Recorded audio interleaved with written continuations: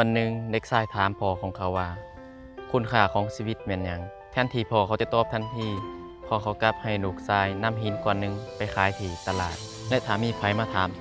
ราคาให้ยก2 นิ้วขึ้นและบ่ต้องเว้าหยังเด็กชายจึงนำหินก้อนนั้นไปที่ตลาดมีหญิงคนหนึ่งถามมาราคาเท่าใดเด็กชายบ่ได้เว้าหยังและสู้2 นิ้วขึ้นมาหญิงคนนั้นจึงเว้าว่า2 เหรียญวะ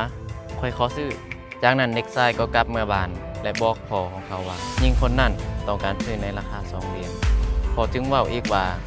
อยากให้ลูกนำหินก้อนนี้ไปที่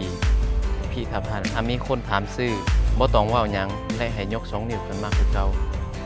เฮาน้อยจึงนำหินก้อนนั้นไปที่พิพิธภัณฑ์ชายคนหนึ่งถามมาราคาเท่าใดเด็กชายก็ยก2 นิ้วขึ้นมาและบ่ได้เว้าหยัง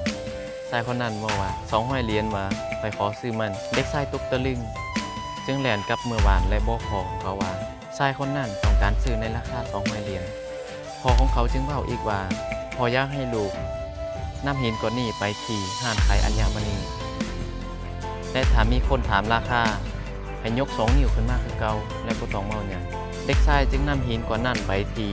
ห้างขายอัญมณีและโซหินก้อนนั้นให้เจ้าของห้างเบิ่งเจ้าของห้างเว้าขึ้นว่าได้หินก้อนนี้มาแต่ไสนี่มันเป็นหินที่หายากที่สุดในโลกเลยใดขายในราคาเท่าใดเด็กชายบ่ได้เว้าหยังและสู้2 นิ้วขึ้นมาเจ้าของห้างเลยเว้าว่าข้อยจะซื้อมันในราคา200,000 เหรียญเด็กชายตกตะลึงจนเว้าหยังบ่ออกจึงแล่นกลับบ้านและเว้ากับพ่อว่าพ่อ